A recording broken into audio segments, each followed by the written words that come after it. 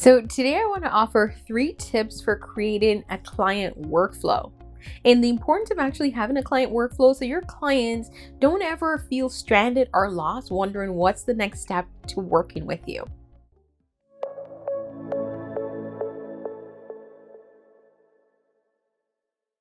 Hi, I'm Jody Ann Rowe, founder of the Event Certificate, and I work with event planners and wedding planners to help them level up their online marketing.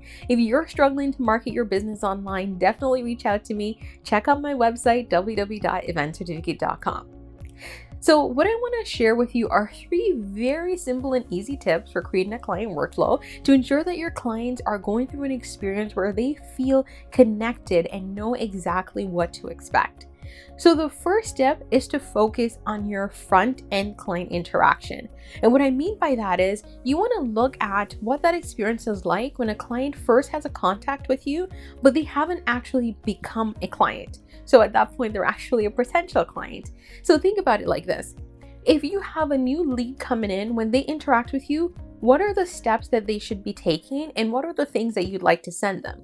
And here are some examples. So in my client workflow, one of the first things that happens is if you come to my website and you decide you'd like to work with me, you complete a form and it comes into my client management system. And I currently use Dubsado, but for wedding planners, you can use Dubsado, Planner, or Honeybook. I'll link them all down below so that you can look at them.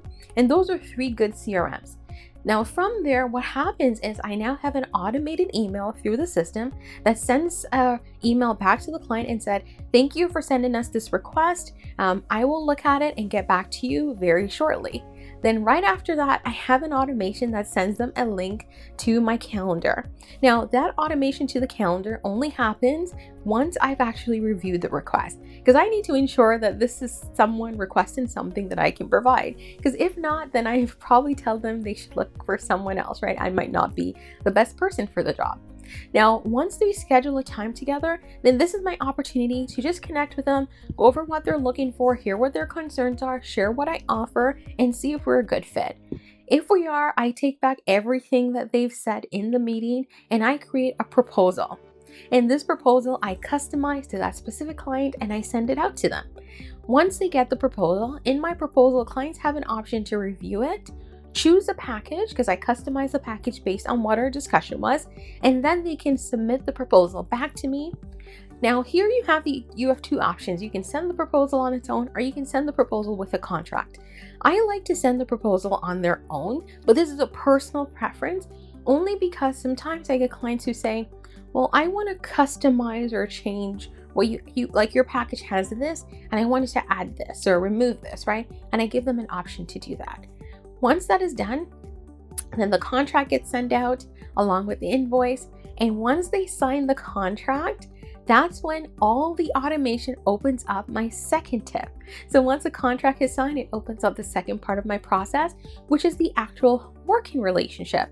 Now, your workflow in tip 2, which is your working relationship, really needs to focus on what the steps are to get into the end goal with the client. So if you're working with the client on an event, what are the steps that they need to take to get to the end of the event?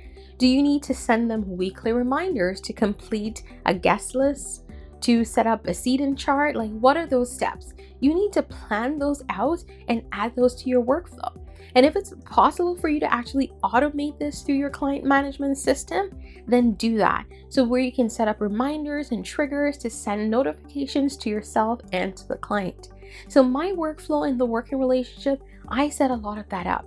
So I will have automations to send clients when I need to meet with them. So maybe I need to meet with them every 2 weeks, right? Then there's an automated email that sends that reminder and tells them to book a session. The other thing I do is maybe sometimes I need them to complete or look at a form. Then I'll send an email that triggers that action to tell them to check our shared drive or to check any other file that we might be working on together. So your workflow needs to really think about and take into account those 2 parts. Now, the third part is the end of your relationship. So once you've completed working with the client, that's not where your workflow ends. You actually need to have more steps beyond that in working with the client, right? And that's to kind of wrap up the file and ensure that the client had a good experience. And this is whether you are an event planner, photographer, business coach, it doesn't matter. That third piece is very important.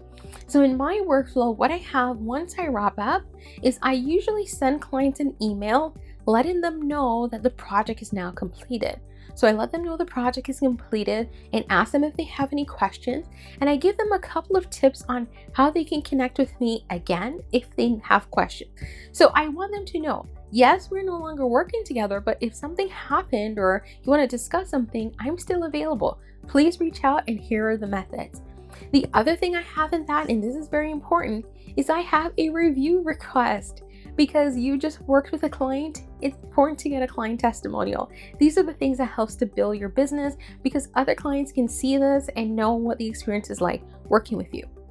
So build this into your workflow. I have this a part of my workflow where it automatically triggers within a couple of days once a project is over. Add that in as well. Now, you might also want to add a feedback request.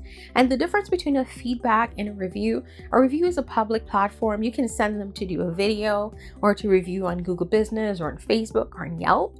A feedback request is more of just getting some feedback on what their experience was like, and that's more for your internal processes.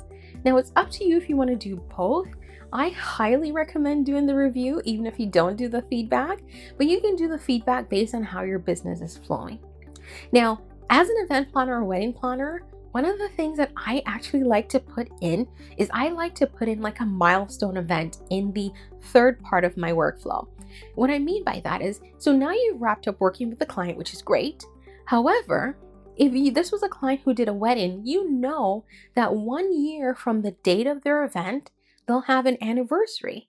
You can take this as an opportunity to really enhance your client relationship. So set a note, a reminder 1 year from the date of their event to remind you, or maybe a week before, to remind you to send them a note or send them a gift, something to prompt you to take action that will linger not only in your mind, but most importantly in your client's mind. So when you're building a client workflow, just think about those three things. It's really the beginning, the working relationship, and the end. And just think about all the steps within each that your client will need to go through, or where you need to exchange information and build your workflow from there. Now, I highly recommend automating your workflows to make it easier for you so you're not constantly trying to remember what to do, when to send a document, when to remind the client. And this is a great thing that you can do through your client management system. And as I said before, there are 3 systems that I highly recommend. There are Dubsado, Allplanner, and Honeybook, and I've linked all 3 below this video, so you can definitely check them out at your leisure. I'm also going to link the tutorials for a couple of them so that you can see what it's like actually working with some of these programs.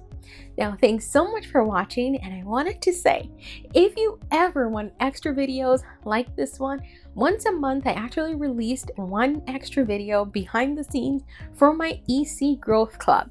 So that's an extra video that I add. It's like a bonus training, and behind the EC Growth Club, which I'm going to link as well, you get this extra video without any advertisements. It's just a way for me to really say, here's a bonus for being a fan, and also here's some training that you can do uninterrupted.